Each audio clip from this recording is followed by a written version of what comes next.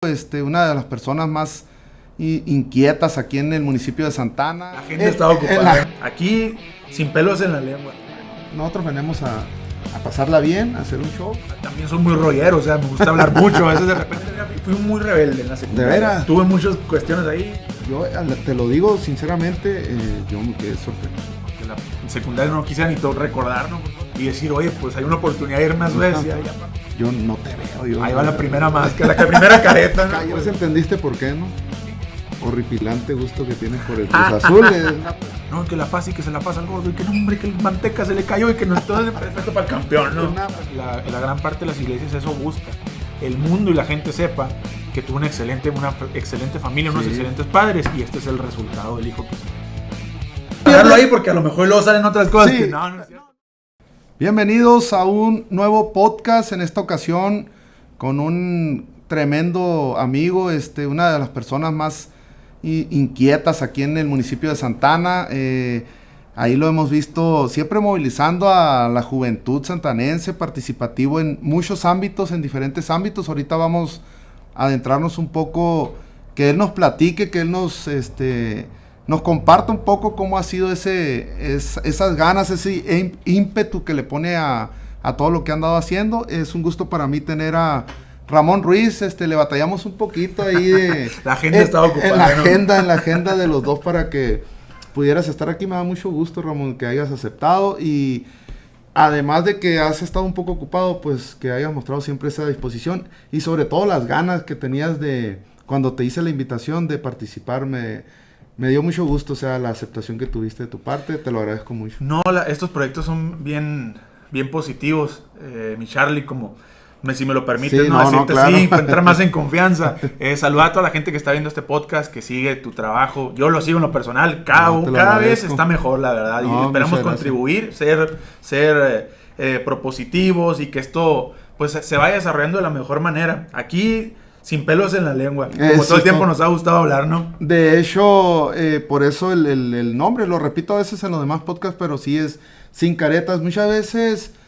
hay personas que nos han conocido en ciertos ámbitos o haciendo un trabajo en específico, pero realmente no se han dado la oportunidad de conocernos como somos. Y cuando ya nos damos, yo tengo el gusto de tratarte fuera de ciertos ámbitos donde también te he visto, y la verdad es que es un Ramón diferente. Vamos a pararlo ahí porque a lo mejor luego salen otras cosas que no es cierto. Pero, sabes que es bien interesante, perdón que te interrumpa. A veces todo el tiempo como que se crea una figura. Exacto. Y a veces, por ejemplo, la gente te ve en esa figura siempre y te lo encuentras en la calle y dices, oye, ¿cómo que anda caminando fulanito de tal? Oye, ¿cómo que está aquí fulanito de tal? Si él está en ese rubro, tiene esa etiqueta todo el tiempo. Entonces... es bien padre, y sí es cierto, o sea, desde la amistad que tenemos de años, desde conocernos en otros ámbitos del deportivo, en otras cuestiones y actividades, o sea, gracias por esta oportunidad, porque muchas veces uno no puede, o no hay espacios donde uno puede ser, pues, el verdadero Ramón, o el Ramón que siempre es, pues, la persona que siempre, con la que siempre convives, con la que día a día platicas. O sea, a lo mejor y a veces tristemente nos ponemos como que una careta literal, como lo dices, y somos rígidamente una persona, pues, o nos desarrollamos siendo una persona, pero no, o sea, realmente si nos damos la oportunidad de tratar, a veces hasta nos damos cuenta que si tenemos una idea, termina siendo la idea totalmente distinta. Sí, pues, ¿no? O afines a los demás, incluso, aunque haya diferencias, ¿cómo podemos complementarnos con las demás personas? No, entonces, pues adelante, listo. Yo, hay una cosa que yo, me llamó mucho la atención de ti, te lo digo con sinceridad, que a una muy corta edad tuya, a mí, yo me quedé sorprendido cuando yo oigo al Ramón Ruiz aquí, un chamaco, porque cuando yo sin barba, porque no usaba barba en aquel tiempo, pues, ¿no? Pero yo cuando yo te veía la oratoria que tenías, no sé si así se dice, la manera de expresión, de hablar frente a un micrófono a tu corta edad, yo quedé gratamente sorprendido. Entonces, yo sí quería preguntarte, ¿a qué edad o cuándo tú te diste cuenta que tenías esa facilidad de pararte frente a un micrófono, de decir, de expresarte como te expresas, con un ímpetu, con una fuerza, con unas ganas, que se te entendía perfectamente lo que querías transmitir?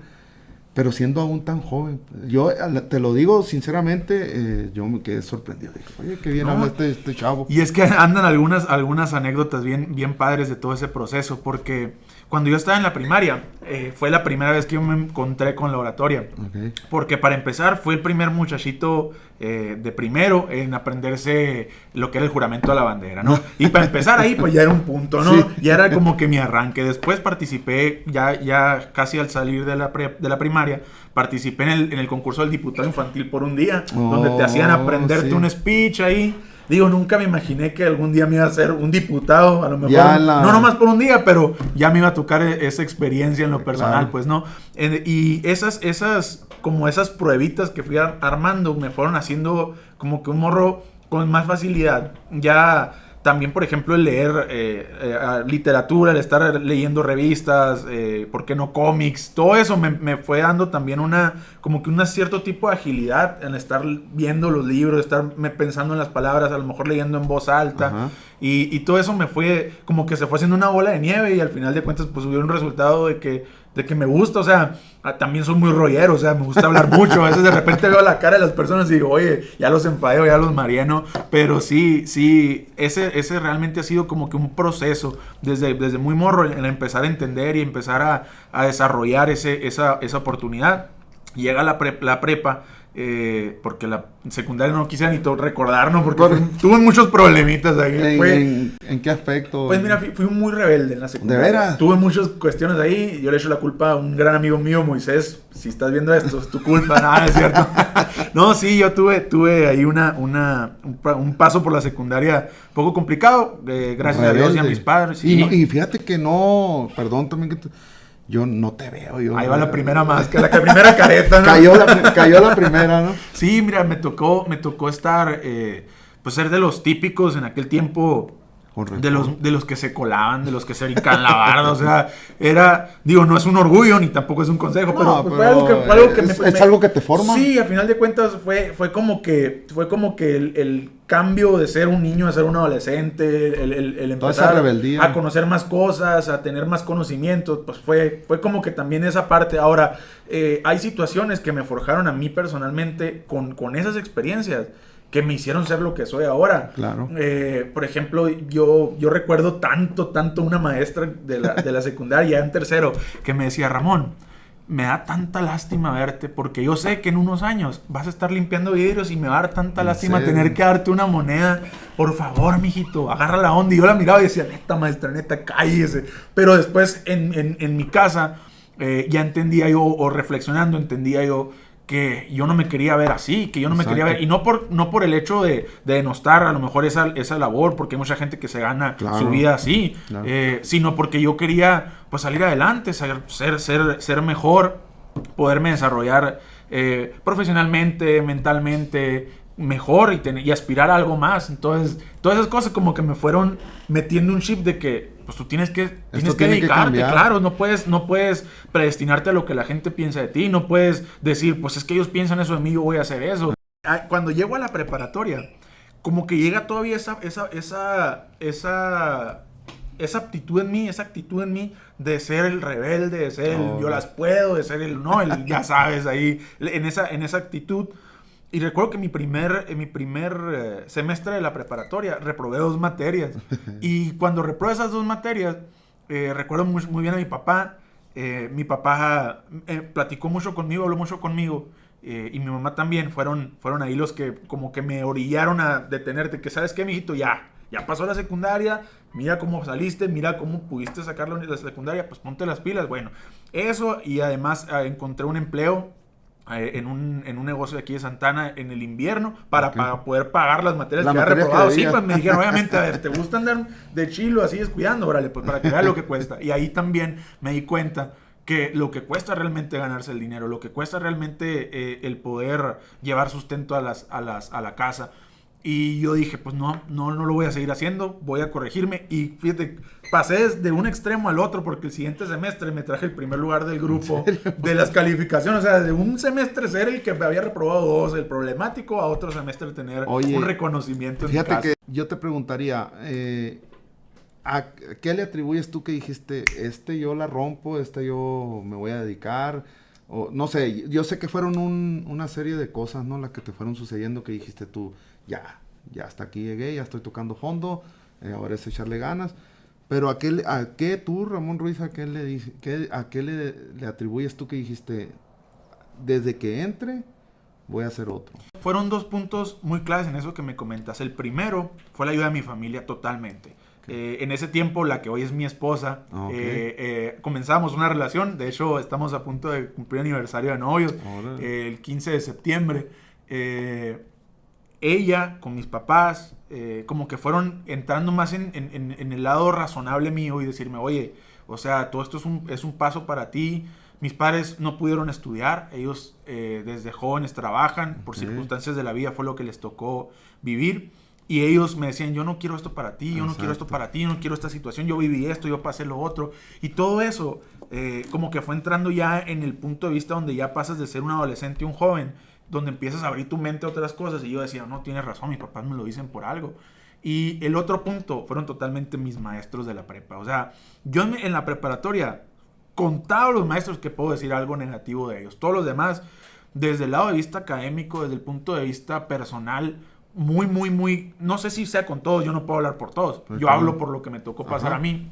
La gran mayoría con los que yo pude que recibí educación de ellos fungieron una etapa muy bonita en mí en la preparatoria, que yo decía, ya después no era como que qué hueva el maestro, ya no voy a entrar, era al revés, oye, qué padre que voy a estar con el maestro, llego 5 minutos, camareo con él, luego me regreso al aula y que chilo que diga, no, es que él hizo el trabajo y todo, o sea, tuvo como que su equilibrio ahí. Además, mi novia, en aquel tiempo, era mi esposa, siempre fue muy aplicada en la escuela. Y era como que hay que estar ahí en el contrapeso porque, pues digo... Y tú para quedar bien. Claro, pues obviamente, ¿no? Y luego yo en aquel tiempo decía, imagínate, hacemos familia y todo. ¿Qué le va a decir de mí a mis hijos? Tu papá era el burro y era inteligente. No, pues no. Que me mantengan. Sí, no, y aparte, esa era mi meta, ¿no? Pero pues, ahí era el tirón, pues. Y lo único que quería hacer, que quería estudiar medicina, una doctora, y dije, no, pues véngase de ahí. No, pero de aquí sí, soy. Eso fue realmente lo que a mí, en mi punto más crítico, académico, fue como que el parteaguas para decir, yo no quiero seguir ese tipo de vida, yo no quiero seguir ese camino al que voy. Además que también tuve amigos míos que ellos sí se fueron al otro extremo. O sea, ellos sí dejaron la escuela algunos, otros tuvieron otro tipo de problemas. Entonces, todo eso como que me fue llevando al yo no quiero esto, yo sí quiero esto, yo quiero por aquí, yo quiero... Y todo eso fue terminando como que de forjar lo que después ya al momento de terminar la preparatoria, de decidir una carrera a la cual estudiar, empezar a explorar otros ámbitos de mi vida profesional y académica. Y que junto con la oratoria me llevó a entrar a temas de política, a temas de atención a problemas de actual, atención de problemas sociales. Todo eso me fue, como que todo eso me fue orillando atrapando a eso. Y fue la atrapó. salida que tomé y de la cual no me arrepiento en lo absoluto. Oye, y después entonces te vas a estudiar una licenciatura en Administración Pública. En la Universidad de Sonora. En Hermosillo. En Hermosillo. Y ahí pero ya iba otro Ramón, ¿no? Ya iba el Ramón aplicado. Fíjate, curiosamente cuando ya llego a esa parte, llego ya como un egresado, ya que había participado en concursos hasta internacionales. Me tocó estar en la Universidad de Arizona por parte de CECITE, concursando, representando a la escuela. O sea, ya para allá ya va otra persona totalmente distinta a la que vieron los de la secundaria y parte de la prepa. Qué bueno.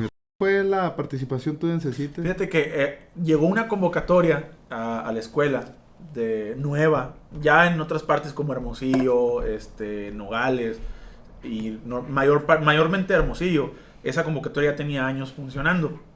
La convocatoria era el modelo de las Naciones Unidas de la Universidad de Arizona.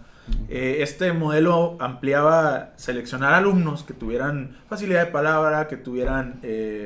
que pudieran tener ahí ciertos aspectos de la oratoria para poder debatir problemas mundiales. Entonces, tú ibas como alumno, te seleccionaban un país y tú tenías que defender a ese país dentro de los comités que había. Había comité de desarrollo mundial, había comité económico, comité de guerras. Entonces, te seleccionaban los comités, te seleccionaban un país y ahí tú ya te daban temas. Por ejemplo, a mí me tocó el comité de desarrollo. ¿Qué el programa de las Naciones Unidas para el Desarrollo era Suecia, un país muy interesante. De hecho, hay una historia que tengo personalmente con eso. Cuando yo represento, me dicen, eres este país, va a llegar tal día, te tienes que presentar allá en Arizona, todo eso. Yo mando un correo a la embajada de Suecia en México y les digo, ¿sabes qué? Les explico todo, es esto, otro. Me contestan el correo y me empiezan a dar información del país. O sea, información que yo podía haber googleado, ¿no? Pero interesante que ya la tenía de primera mano. Claro. Entonces pasa el tiempo y cuando termino, me dije, ¿sabes qué? Hay un programa dentro de aquí de nosotros, de la embajada, donde queremos que personas, estudiantes de aquí de México, tengan becas en Suecia. Entonces, cuando me dicen eso, imagínate, yo estaba como que en el entre de decir, me voy a Hermosillo a estudiar y decir, oye, pues hay una oportunidad de irme a Suecia. Ya para mí había pagado todo lo que era el estrés del proyecto. Fue una oportunidad que no pude aprovechar, que no consolidé, además que se me hacía un poco difícil. Siendo realista, no tenía la oportunidad de salir tan fuera. En muchos aspectos de mi vida no me sentía preparado. Y fue una oportunidad que no aproveché, pero se dio a raíz de este proyecto. Sí, y mi participación fue muy rígida. No tuve un reconocimiento, no me traje un lugar por lo que se conoce así, pero me traje conocimiento. Y un año después, yo estando en la universidad, me llevan como el coordinador de los delegados de aquí de Cecite Santana. Me llevan como si fuera el asesor de ellos. Y en esa ida para allá, tuve la oportunidad de mis conocimientos, platicárselos y decirles, a ver, tal cual, vas a ganar haciendo esto, otro, hazlo. Y nos trajimos 3 reconocimientos de allá, de la escuela, en nuestra segunda participación, siendo que otros Cecites tenían 4 o 5 años participando y jamás habían traído un solo reconocimiento. Es algo que me queda a mí de satisfacción en ese proyecto que es ASMUN. Después, fíjate, después de muchos años, me tocó hace 2 años exactamente, no, 1 año, antes de que empezara toda la pandemia, 2 ya, estar presente con los alumnos de ese comité, de esa organización, dándoles la conferencia que se llamaba Caso de Éxito, que ellos consideran un caso de éxito a alguien que sale de esa organización y llega a triunfar en la vida, o llega a hacer cosas productivas, o llega a hacer cosas de bien para la sociedad, y me invitan con la conferencia estrella. Y pues no, para mí volví por la puerta grande. Sí. O sea, fue una experiencia muy bonita, la verdad, y yo agradezco mucho a ASMUN la oportunidad de haberme forjado también. Ahí fue donde yo perfeccioné todo lo que llevaba años trabajando, ¿no? Ese sí fue como que donde me pulí, y de ahí salí listo para muchas cosas que vinieron después, y que donde tuve la oportunidad de salir bien también. No, pues que fíjate que interesante todo ese proceso. Se me hace aún más interesante del Ramón que me platicabas que venía. Es un cambio asombroso. ¿Y tu gusto o cómo te involucraste y cómo le agarraste ese sabor o esa pasión? Porque eras uno de los más apasionados que yo veo aún todavía en la política. ¿Cuándo llega? O sea, ¿en qué momento? No sé si te invitaron o tú fuiste. ¿Y cómo lo agarraste como algo que te apasionaba y ahí también creciste enormemente? O sea, no sé en qué momento fue, ¿no? Vas sin caretas, Claro, así. Resulta que yo en la preparatoria tomo clases con 2 profesores. Esos profesores estaban inclinados a un partido de izquierda, un partido amarillo, que ahora formo parte del mismo partido en el que estoy en una coalición, pero antes no lo era. Era una oposición en aquel tiempo. Entonces ellos me invitan a sus reuniones, me invitan a sus proyectos, y yo como joven recibo la primera invitación formal y me interesé. Entonces empecé a participar, empecé a ir, me empecé a relacionar con mucha gente de Hermosillo, del partido estatal, y me empezaron a tomar en cuenta en muchas cosas. Siendo jóvenes, o sea, me empecé a enrolar tan rápido que eso me dio la oportunidad después de llegar a un punto en mi vida que para mí ha sido un punto del cual me siento bien orgulloso de haberlo podido sacar adelante, que fue estar en el proceso electoral para ser candidato a diputado local como suplente. Entonces llego a ese proceso teniendo 19 años de edad, siendo mi primer proceso en el cual yo voy a votar, y me tocó votar y ser votado, porque en la boleta venía el nombre del candidato propietario y abajo venía el nombre del candidato suplente. Entonces, para mí, pues, no, hombre, o sea, fue como que me metí hasta la cocina, pues, ¿no? Sí. Después, pues, ese proceso me llevó a otras cosas, a conocer nuevos ámbitos de la vida que yo no conocía, de la vida política y de la vida pública. y pues todo eso me dio como resultado el poder yo sacar todo lo que, la capacidad que yo tenía en ciertos rubros, como la oratoria, como el poder hablar, como el poder hacer las cosas, buscar las soluciones. Pues me da cuenta que caí en una pecera, ¿no? Como pez en el agua, así, o sea, me dio una libertad muy grande de hacer las cosas como a mí me gustan hacerlas. Y la oportunidad de ya ser diputado, ¿a qué edad te llegó? Cuando ya llegué yo al Congreso tenía 22 años. 22 o sea, años. fui diputado propietario ya desde abril hasta septiembre. Fueron alrededor de 6 meses los que estuve ya como diputado local. Bueno, Ramón, y me comentabas ahorita que venías de ver un partido de fútbol. Mira, yo sé que tienes un gusto especial por el fútbol. Por ahí también sé que jugabas voleibol y eso, pero sí sé el gusto que le tienes al fútbol. De hecho, andas participando ahorita activamente ahí en una liga de fútbol rápido, podríamos decirlo. Y pues te quería preguntar, ¿cuándo empieza ese apasionamiento o desde siempre ha sido? Y la verdad que nos comentaras el horripilante gusto que tienes por el Cruz Azul. Es una persona... Más respeto para el campeón, ¿no? Una persona que ha aguantado el harakiri ahí de irle a un equipo como ese, de tantos sufrimientos. Ay, no, pues un tema sensible, ¿no? No, fíjate, yo cuando estaba en la primaria, era el típico de que al que trae el balón y la retita, no, vamos a jugar en la primaria, esto que el otro. Después vienen los equipos de la primaria. En aquel tiempo se fomentaba mucho la participación de las primarias en el fútbol. Sí. Había 2 categorías, me acuerdo. Empezamos, la Valencia nunca fue un equipo muy representativo en el ámbito de fútbol. Ajá. Siempre tenía más su lado beisbolero. Entonces, a mí de hecho me tocó participar en el equipo de la primaria de béisbol, que quedó campeón. Me acuerdo que en aquel tiempo le ganamos a la Diego jugando béisbol. Obviamente era el más malo, ni me metía, ¿no? No era lo mío realmente. Yo creo que pues cada quien ejerce el deporte que puede conforme tenga la capacidad de hacerlo. El béisbol no fue lo mío. Sí. Me empezó a traer el fútbol. Fíjate, cosa curiosa, no creo que te acuerdes. A lo mejor y me pegas un susto. Aquel Charlie que organizaba los torneos de fútbol rápido en el B8. Yo fue el primer torneo donde yo pude jugar con un equipito. Fue en el torneo, en los torneos del Charlie en el B8. Fíjate. Entonces ahí empiezas tú a jugar. Ese fue como que mi incursión en un equipo formal, o sea, en un equipo donde ya tienes que ver un poquito más el lado técnico del fútbol, de acuerparte a una posición, de acuerparte a un equipo, de saber que hay cambios, de saber que a veces entras. ¿Y jugabas? ¿No? ¿Qué posición jugabas? Yo jugaba de delantero. Porque ahorita eres portero. Ahorita soy tortero. No, yo jugaba de delantero, me acuerdo, me gustaba mucho esa posición. No puedo decir que era bueno, tampoco puedo decir que era malo. Me gustaba jugar, era algo que lo hacía con pasión. Realmente me gustaba mucho el fútbol. Oye, pero no me dijiste el gran error de elección de equipo al Cruz Azul. ¿Por qué fue? ¿Cuándo fue? Dijiste, yo le voy a lo mejor alguien te regaló una camiseta y dijiste, esta me gustó. Hay una influencia muy grande que para mí conlleva que yo haya elegido este equipo. Porque yo de morro no era como que yo tenía un equipo, porque como que no era tan, en mí no era tan decir, tengo un equipo de niño. Y me gustaba ver a los jugadores, o sea, me gustaba decir, este vato juega bien machine, mira, hizo un partidazo, era como que más mi rollo, ¿no? Después ya empieza a ver como que el fanatismo entre tus amigos, no, es que a mí me gusta este equipo, a mí me gusta a mí me gusta este otro. Entonces, yo miraba que todos le iban a un equipo y nadie le iba al Cruz Azul. Entonces yo decía, oye, juega el Chelito Delgado, o sea, está el Kikín Fonseca y 2, 3 jugadores muy buenos. ¿Por qué nadie le va al Cruz Azul? Después entendiste por qué, ¿no? Sí, ya después entendí por qué no. Digo, no pensé que me iba a costar tantos años entenderlo, pero sí, después ya entendí cuál era la situación. Y empecé a decir, no, pues es que el Cruz Azul. Y lo empecé a agarrar en el FIFA, me empezaron a gustar los colores, me gustan las camisetas. Y se viene todo el proceso. Pues así entraste entonces al ámbito del Cruz Azul.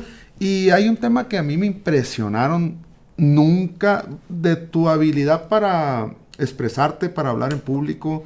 Pues yo no tenía ninguna duda, me tocó muchos mítines, me tocó muchas cosas ver de ti, incluso videos, pero cuando descubrí esa faceta que narraban tú, unas narraciones ahí que... Saludos a la gente de la final esa que nos tocó ir a narrar, que nos salieron corriendo ahí por tierra. No, pero ya no lo entendieron, o a lo mejor...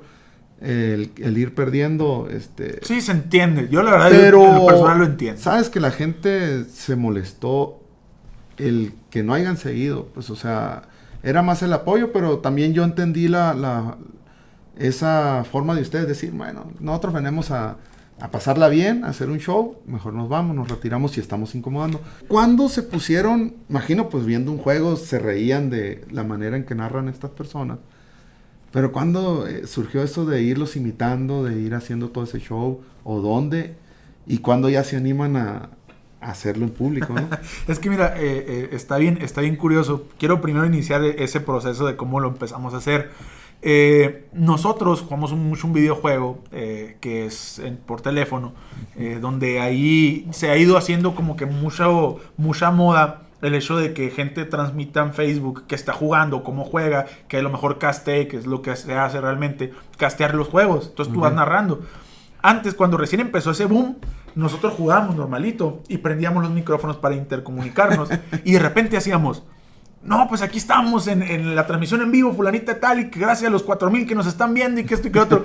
Y el morro que jugaba con nosotros, que era otro que se metía en la escuadra, que no sabemos quién era, decía, mamá, estoy jugando con alguien que está transmitiendo. Entonces empezamos a hacerle como que el rollo para que se la creyeran. Y pegaba porque le metíamos ese como ímpetu. Ajá. Entonces nos fuimos convenciendo de que podíamos hacer esas cosas. Después, mientras íbamos a jugar fútbol y nos tocaba a veces esperar, era el típico que estábamos afuera y la fallaba alguien. No, hombre, pero ¿cómo que la falló y que la mandó hasta Saturno? Ya te las sabes, ¿no? Las típicas narraciones que te dan en el momento. Entonces, como que eso fue dando pie a que gente escuchara, guay, estos locos. Ajá. O luego que estamos aquí en cortito y de que, no, que la pasa y que se la pasa al gordo y que no, hombre, que el manteca se le cayó y que entonces empezamos nosotros como que a narrarlo en cortito y la gente nos escuchaba. Nosotros seguimos mucho un proyecto que se llama Leones de Barrio. Imagino que lo has visto. Sí, un árbitro que se mete, que trae la cámara, trae su GoPro, empieza a grabar todo.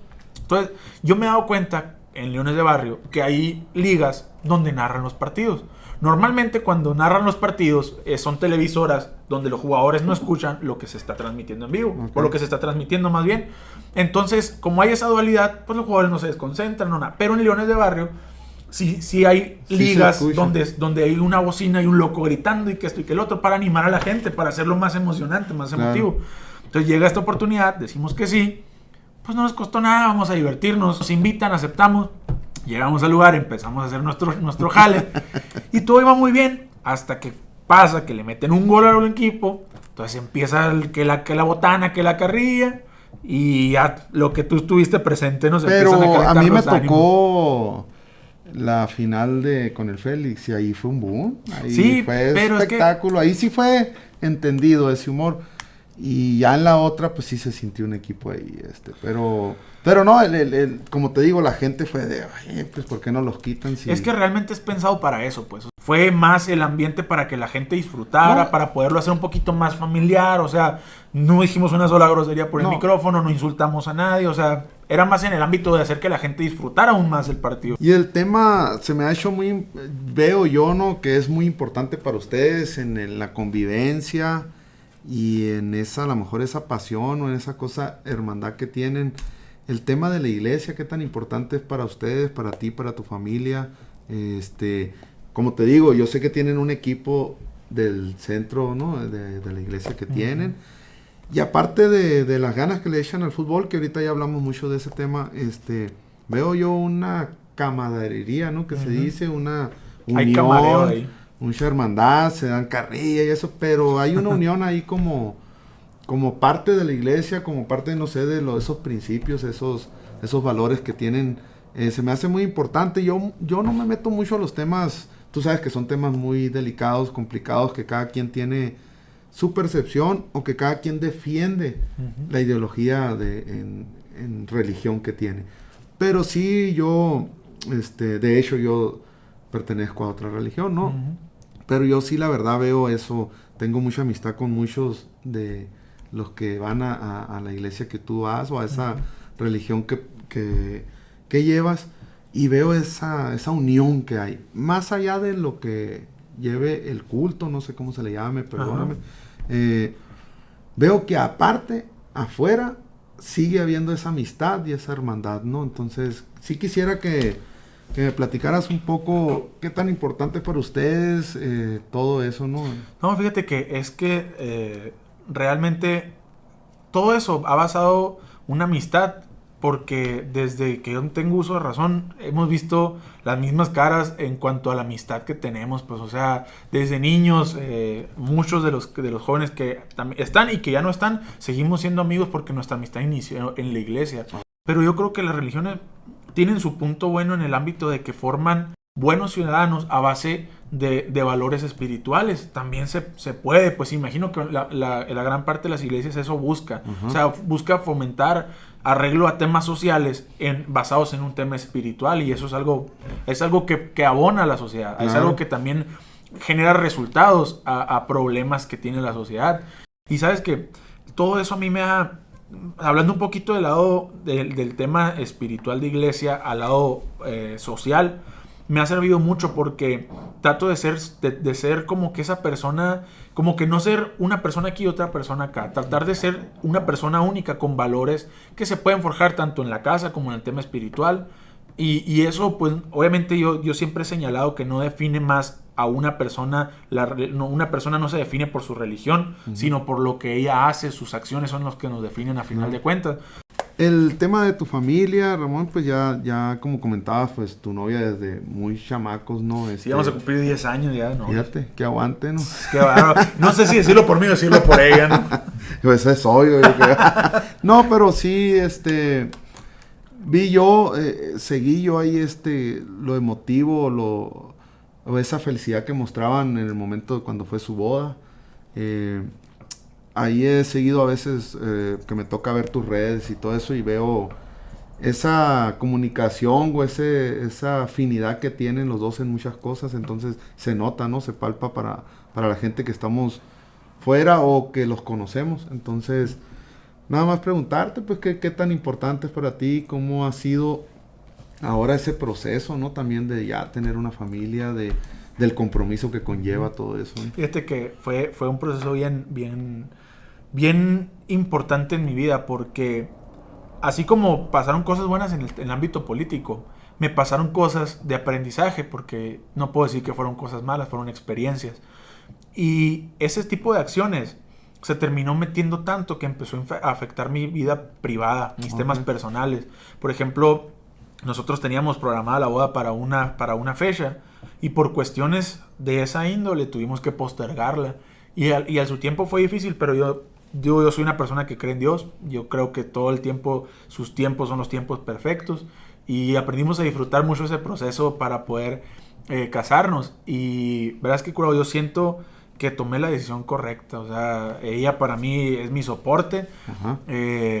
Nunca había experimentado ese tipo de sensaciones de poder confiar tanto, de poder abrirme totalmente. O sea, antes era como que, incluso siendo novios, era un poco cerrado. O sea, el hecho de poderme abrir yo totalmente en todos mis pensamientos y en todos mis sentimientos.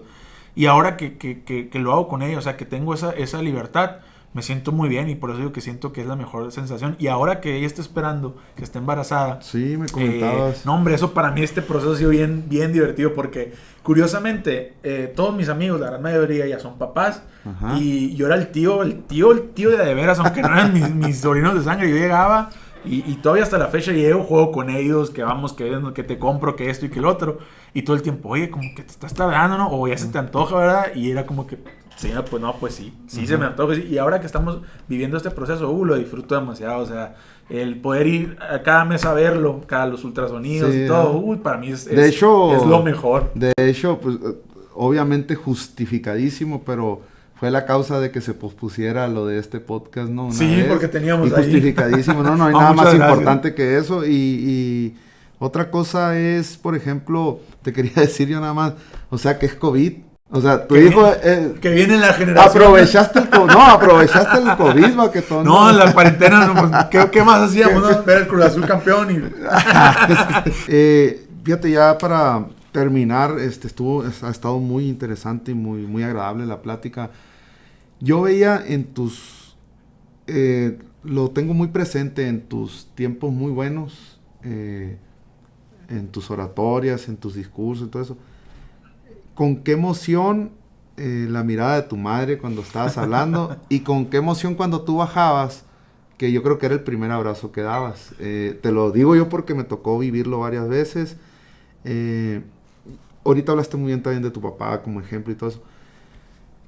¿Qué representan? Obviamente, a lo mejor es hasta tonta la pregunta, pero en esos momentos, el que yo notaba en ti, que esos logros que tú estabas teniendo ahí, la gratitud hacia ellos siempre. El que estabas logrando cosas a muy corta edad, pero como que tú volteabas a ver y decías, es por ustedes, ¿no? O sea, no se me olvidan varios eventos que vi. Fíjate yo. Que ese tema muy sentimental, me llega mucho.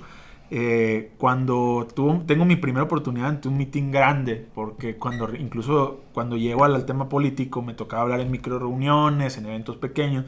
Cuando llega ya como que mi check para decir el evento grande, que fue un cierre de campaña, yo me acuerdo también, tengo bien grabado la escena, que cuando empiezo a hablar, en ese momento entre tanta gente yo veo a mi hermano y a mi mamá, los alcanzo a divisar a los dos, y mi mamá con una cara, yo nunca la había visto poner tanta atención así, y llorando. Hombre, eso para mí fue, o sea, llegó un momento, incluso hay un video donde se ve como que titubeo, porque me llega el sentimiento ese, claro, de ver a mi mamá con orgullo, de ver a mi mamá en que se dio cuenta que todo el esfuerzo vale la pena, que todo el esfuerzo invertido valió la pena. Y igual es una práctica que me gusta tener mucho con mi hermano, porque a él casi no le interesa el tema político. Él está más metido y es muy bueno en temas deportivos, le gusta mucho. Incluso él está estudiando una carrera que no tiene nada que ver con mi proceder en la vida. Y no por eso él está demeritado o él es menos que yo. Al contrario, yo siempre le he dicho que para mí él es aún más grande el orgullo que mis papás tienen con él, porque los errores que yo cometí y los errores que yo hice por los que mis papás se sintieran mal, él no los cometió. Y él se ha conducido por una vida muy sana. Muy sana. Entonces eso a mí me da a entender que mis papás han podido disfrutar de ser unos padres con unos hijos que a lo mejor no son perfectos, pero buscan todo el tiempo el que ellos se sientan bien. Somos muy conscientes de ellos, y sobre todo mi mamá. O sea, fíjate, cosa curiosa, cuando mi papá es como que una carrilla entre la familia, ahí entre el núcleo. Porque cuando mi papá iba a recibir las boletas, era cuando había buenas calificaciones. Y siempre nos preguntaba, bueno, o sea, ¿cómo te fue? ¿Qué sacaste? No, papá, la neta. Y si no mandaba tu mamá. Y si no, iba mi mamá. Y a mi mamá le tocaba ir cuando no, pues cuando el muchacho había salido mal. Entonces, como que ese punto ahí, con mi mamá ha sido como que ella estuvo ahí en los temas a lo mejor vergonzosos, en los temas donde había que dar la cara por uno. Y también ahora poderle decir, mamá, pues ahora yo estoy dando aquí la cara para que el mundo y la gente sepa que tuve una excelente familia, unos excelentes padres, y este es el resultado del hijo que ustedes tienen, pues. Qué chulada, no, me da mucho gusto, la verdad que teníamos rato que no coincidíamos, ¿no? En una plática y yo creo que nos lamentamos muy amena. Yo me sentí muy... Me gustó, ojalá... Y yo, como siempre le he dicho a todos los invitados que han estado en Sin Caretas, primero agradecerles y segundo decirles, ojalá ya haya una segunda oportunidad. Yo creo que hay muchas cosas todavía que se nos escapan, y con el favor de Dios seguir adentro. No sé, Ramón, algunos proyectos que traigas. Todo el tiempo andas inquieto, ¿no? Entonces, algo... No, fíjate que sí hay proyectos. De hecho, con un amigo con el cual hablamos ahorita, que es Luisito, estamos emprendiendo un negocio, estamos experimentando esa área. Yo personalmente estoy analizando el hecho de darle un break a mi vida política. Claro. Estoy experimentando nuevas cosas en mi vida, como lo es el embarazo de mi esposa, el estar casado, el tema de emprender un negocio, y considero que la política es de tiempos, al igual que las otras ocupaciones, que en los temas económicos, que en los temas financieros, que en los personales. Hay tiempos para todo, incluso la Biblia lo dice. Y yo creo que el Ramón del tema político va a haber un tiempo en el que yo me tenga que dedicar en otras cosas, pero bien lo dijo un viejo lobo de mar, como lo decimos en el tema político, que los únicos muertos en política son los que están en el panteón.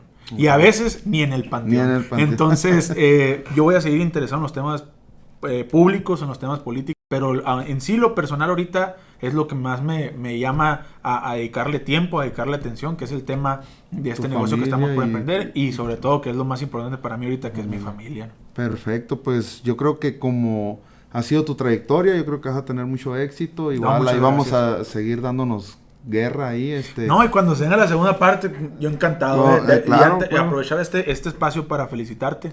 Este proyecto es un proyecto que a nivel local y regional no se había visto. Es un proyecto innovador, es un proyecto nuevo y te caracteriza. O sea, fuiste a lo mejor el precursor del fútbol de sala aquí en Santana. Ahora es el precursor en Santana, en la región, de los temas de los podcasts, y eso es de reconocerse. Muchas felicidades. No, te lo agradezco mucho y pues esperemos que a la gente le guste esta plática. A mí se me hizo muy amena y que nos apoye para que haya una segunda parte. Yo invito a toda la gente a que se suscriba al canal, que le dé like, es bien importante, compártanlo para que más gente le llegue. Traemos muchas sorpresas, mucho más contenido, traemos más secciones, pero sí es bien importante su apoyo para seguir adelante. Pues él fue Ramón Ruiz en Sin Caretas. Estén pendientes ahí con más material. Chao. Muy bien. Perrons. Muchas gracias.